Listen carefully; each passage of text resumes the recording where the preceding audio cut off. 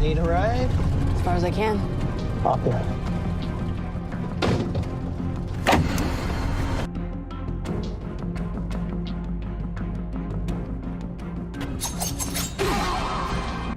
Hai guys, by the way, gimana nih kabar kalian semua? Dan seperti biasa di video kali ini saya akan kembali menemani waktu luang kalian untuk menceritakan sebuah film sadis komedi dengan judul Vicious Fun yang baru saja dirilis pada tahun 2020 lalu. Film ini sendiri bercerita tentang seorang pemuda culun bernama Joel yang tidak sengaja masuk ke dalam sebuah komunitas para pembunuh berantai. Nah loh, so gimana kisahnya? Oke, tanpa berlama-lama lagi, kita langsung aja yuk ke alur film ceritanya.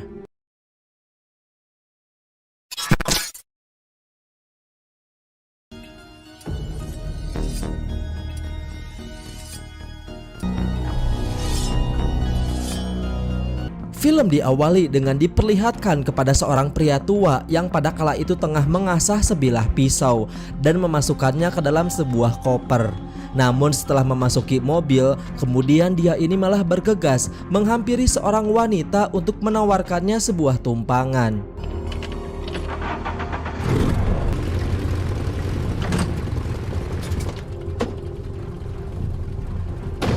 Ketika wanita itu sudah masuk, seketika wanita itu pun langsung membunuh pria tersebut sampai dia tewas.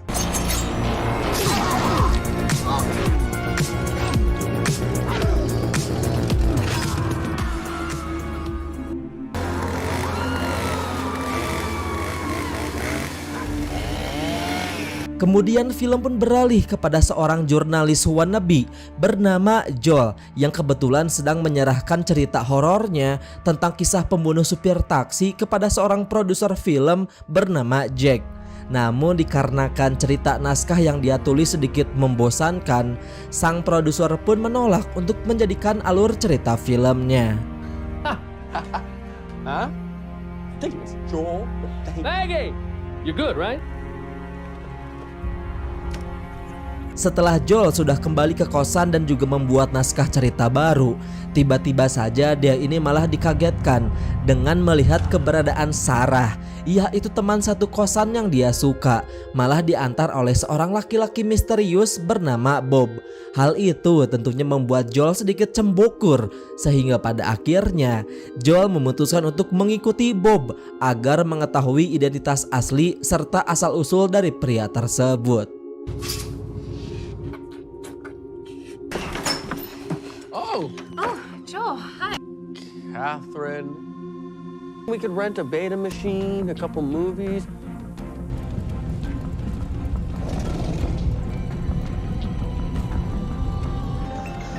Follow that car. Singkat cerita, mereka pun sampai di sebuah klub hiburan malam. Lalu lewat alat rekaman suara yang telah dia siapkan, Joel mulai mendekati Bob dengan membuka topik pembicaraan tentang para wanita. Joel juga di sana sempat mengaku sebagai nama Dave kepada Bob. Joel ini terus-menerus bertanya tentang siapakah wanita yang kini dia dekati. Dave.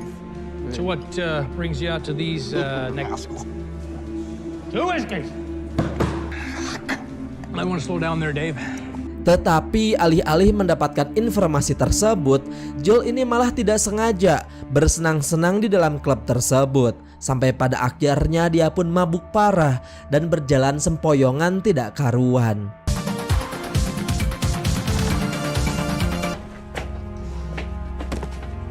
Sarah, I'm just... Joel akhirnya tanpa sengaja terkapar di dalam sebuah gudang dan juga berniat akan pulang di keesokan harinya.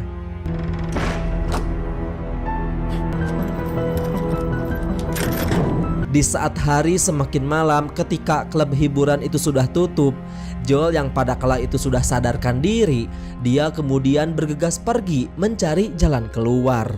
Namun tanpa sengaja, dia ini malah mendengarkan percakapan dari perkumpulan orang-orang misterius yang dihadiri oleh beberapa pria bernama Zachary, Mike, Fritz, Hideo, dan juga Carrie.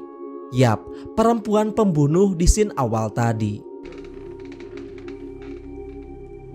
Thanks so much for coming out.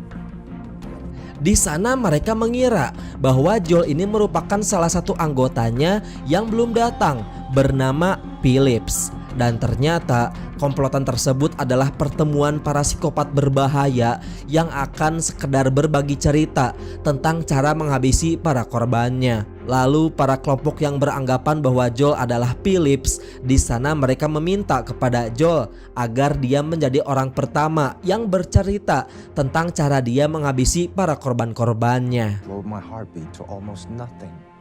In a given time frame, thus increasing my calls me to do so. They lose all sense of humanity. No weekends off. Collateral damage. It's complicated. Complicated? This mission. No. Nah, dikarenakan si Joel ini merupakan seorang pria culun ya, bukan dari kalangan pembunuh. Di sana dia ini mulai mengarang cerita lewat naskah film yang telah dia tulis tentang cerita seorang psikopat supir taksi untuk meyakinkan mereka. A sorority house, you just give me a car, a rainy Dale? night. Well, I believe he has. Setelah selesai bercerita, sesi perkumpulan itu pun akan dilakukan kembali setelah jeda 10 menit kemudian. Namun di saat Joel berusaha kabur dari perkumpulan itu, tiba-tiba saja dia ini malah berhadapan dengan seorang pria psikopat lainnya bernama Bob.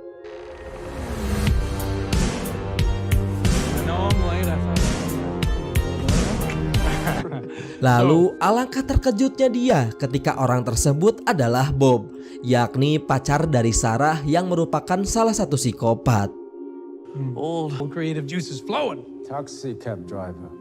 Bob di sana mulai bertanya kepada Joel tentang identitas aslinya, dikarenakan seperti yang kita ketahui, sebelumnya dia ini mengaku sebagai nama asli Dave. Sampai pada akhirnya semua orang di dalam perkumpulan itu pun mulai menyadari bahwa Joel bukanlah Phillips, tamu yang telah mereka tunggu. How many girls you killed? Get out. Looks like we have ourselves.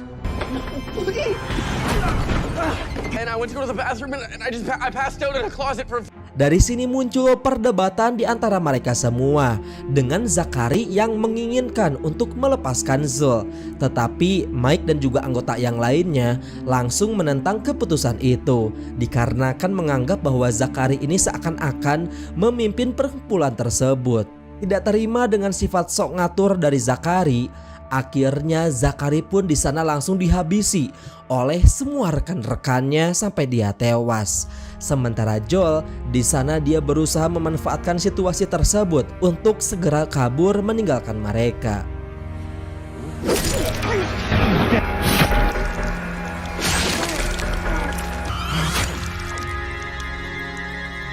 There's a perfectly good explanation. Namun sayang aksinya itu kemudian langsung digagalkan oleh Carrie yang bergegas mengunci Joel di sebuah ruangan dengan mengatakan kepada para psikopat yang lain akan menyiksanya seorang diri. What do you want, Robert? Alih-alih menghabisinya, ternyata Carrie ini diam-diam berniat akan segera menyelamatkan Joel dari kepungan para psikopat sadis di luaran sana. Dikarenakan memang Carrie ini merupakan seorang agen rahasia yang telah diberikan sebuah tugas untuk memburu para pembunuh berdarah dingin. The deputy assistant editor for the View section of the horror magazine. Di sisi lain, Bob beserta para psikopat yang lainnya di sana mereka baru menyadari bahwa Carrie ternyata telah membohongi mereka semua tentang menghabisi Joel. Hal itu membuat keempat psikopat tersebut mulai membuat sesi pemburuan kepada mereka berdua.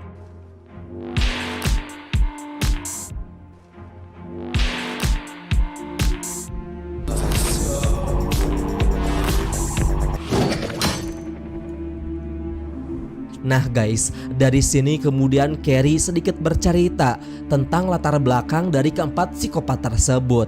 Mereka merupakan para pembunuh sadis yang telah terlibat dari 12% kasus pembunuhan di Amerika Utara yang belum terpecahkan sampai saat ini. Raw human flesh. Part-time cannibal, full-time psycho monk nutjob. Dan orang pertama yang dia jelaskan adalah Hideo. Dia merupakan seorang koki kelas atas sekaligus seorang kanibal yang sering menghabisi para korbannya untuk dia jual dan juga konsumsi. And it's not uncommon for at least one woman to escape from one of his rampage. Kemudian Mike, dia merupakan seorang psikopat kejam sekaligus brutal dengan hobi menghabisi anak-anak kuliahan. Lalu orang ketiga yakni Fritz. Meskipun penampilan dia seperti kutu buku, ternyata dia ini merupakan seorang psikopat berdarah dingin yang tidak memiliki belas kasihan sama sekali di saat dia menghabisi calon korbannya. Identities like you change shoes. Guy's a chameleon. Dan yang terakhir adalah Bob. Dia merupakan seorang pembunuh paling berbahaya di antara mereka semua dengan memiliki kepintaran di atas rata-rata. Dia juga merupakan seorang sosiopat yang mempunyai keahlian untuk memanipulasi atau penyamaran dalam mengubah identitas aslinya untuk menghabisi para wanita yang telah dia temui.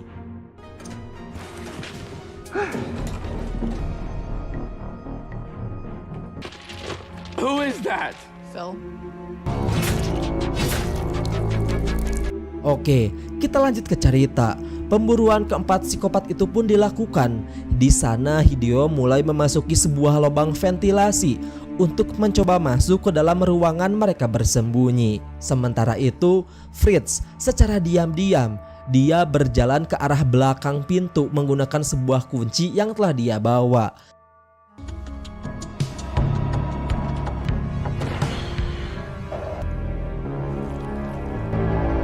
Tetapi di saat berusaha mengendap-endap masuk, tiba-tiba saja Carrie di sana langsung memotong jari-jarinya sampai putus. Di sisi lain, di saat Hideo sudah di sana, awalnya dia ini sempat terkecoh setelah melihat keadaan Joel. Sampai pada akhirnya, Carrie berhasil menghabisi Hideo dengan mematahkan lehernya.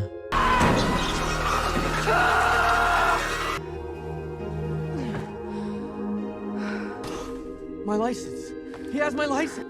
She's gonna go all... Mengetahui bahwa salah satu temannya sudah tewas, di sana kemudian Bob sengaja menyamarkan suaranya dan langsung menelepon pihak kepolisian untuk melaporkan tentang kejadian pembunuhan di dalam bar tersebut yang seolah-olah dilakukan oleh Joel dan juga Carrie.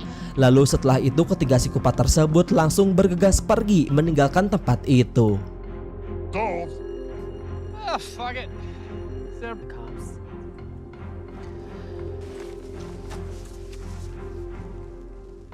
Yeah, freeze!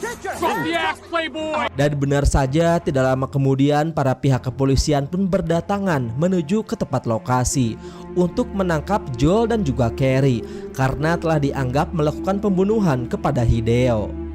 Stop. Okay, go ahead. Go ahead? Yeah, okay. So listen. Singkat cerita, di kantor polisi mereka berdua mulai diinterogasi lebih lanjut oleh para detektif. Di sana Joel menceritakan kepada polisi bahwa mereka sudah bertemu dengan sebuah komunitas yang berisi pembunuh berantai sadis. Namun sayang polisi tidak percaya begitu saja dan malah menganggap bahwa Joel dan juga Carrie ini sedang berhalusinasi. Carrie juga di sana sempat memperingati mereka bertiga tentang 3 orang psikopat berbahaya yang akan segera datang mendatangi mereka.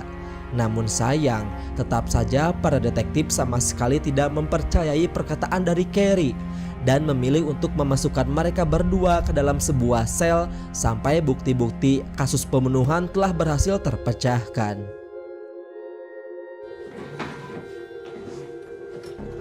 Sometimes find some really interesting film. Sementara itu, Joel yang telah diizinkan untuk menggunakan sebuah telepon, di sana dia berencana mengabari Sarah serta berusaha memperingatinya tentang identitas asli dari Bob, yakni teman kencan dia sebelumnya yang merupakan pria berbahaya.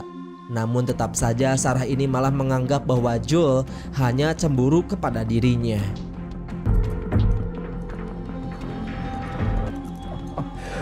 Ooh, golly. Here's a tip. You ready? Beberapa jam kemudian, benar saja, kantor polisi itu pun langsung didatangi oleh Bob dengan melakukan keahliannya, yakni dengan menyamar menjadi seorang agen khusus untuk mengunjungi tersangka pembunuhan, yakni Joel dan juga Carrie. You have a lot to answer. I can hear what he's saying to you, and everything is perfect. You're absolutely right, Spectre. Well, it's this one.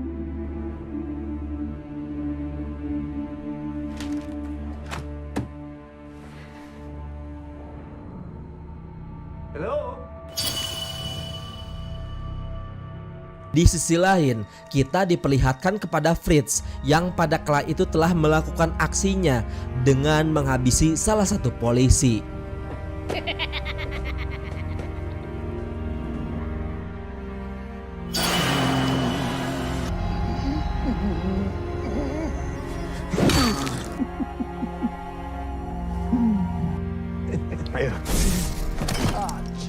Di saat salah satu detektif mulai mencoba mengecek saklar di ruangan kontrol, Mike dari balik kegelapan secara sadis langsung menghabisi detektif tersebut sampai dia tewas.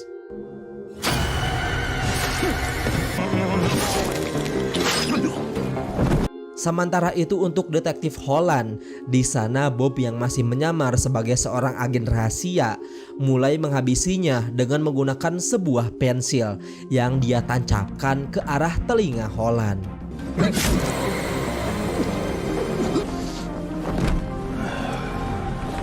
Kembali ke dalam penjara, dikarenakan Carrie dan juga Joel yang pada kala itu sudah mengetahui bahwa para psikopat tersebut sudah datang. Akhirnya di sana mereka pun berhasil membuka pintu sel menggunakan sebuah alat yang telah dia sembunyikan.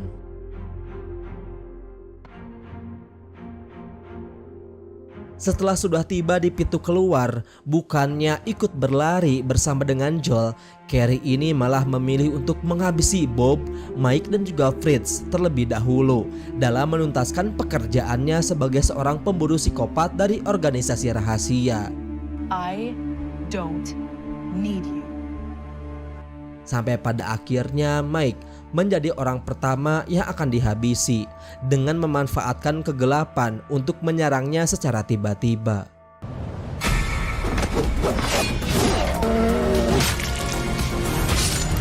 Sementara itu Sarah yang sempat mendapatkan panggilan telepon dari Joel tadi, dia kemudian tiba di kantor polisi untuk segera menjemput Joel.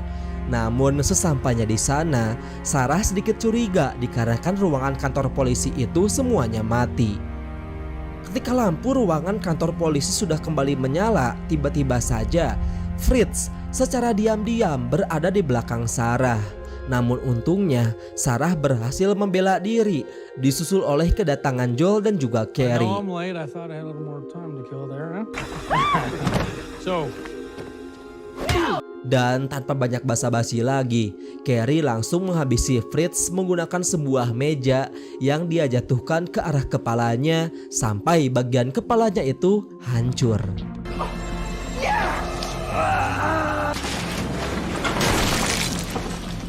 Sayangnya di saat bersamaan dari belakang, tiba-tiba saja muncul Bob yang langsung menusuk bagian perut Carrie. Carrie, watch out! Carrie! Joel yang pada kala itu sudah berhasil membuat Bob tidak sadarkan diri. Dia kemudian bergegas membawa Carrie ke rumah sakit untuk segera mengobati luka tusukan di bagian punggungnya.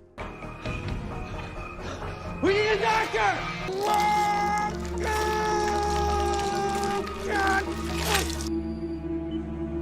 Namun beberapa jam kemudian di rumah sakit tersebut tiba-tiba saja Joel malah melihat sebuah bercak darah yang mengarahkan ke sebuah ruangan ganti. Menyadari bahwa hal itu adalah ulah dari Bob, Joel kemudian mulai bergerak mendatangi ruangan Carrie untuk segera mengecek keadaannya. Dan benar saja, di sana terlihat Bob yang sudah bersiap-siap akan menghabisi Carrie menggunakan sebilah pisau. Tetapi beruntungnya, Joel pun berhasil tepat waktu menuju ke ruangan dengan menyelamatkan Carrie.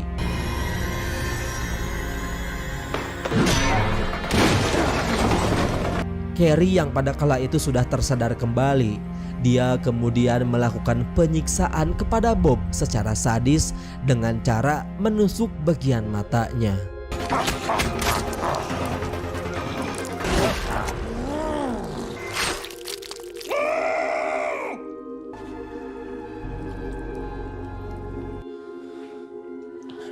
Oh, hey, hey.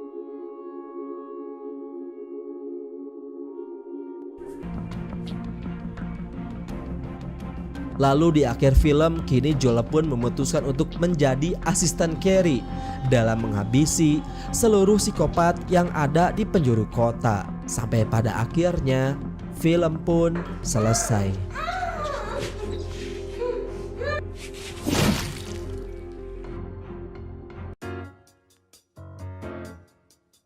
Oke lah, itu deh guys, sebuah film yang telah saya ceritakan hari ini.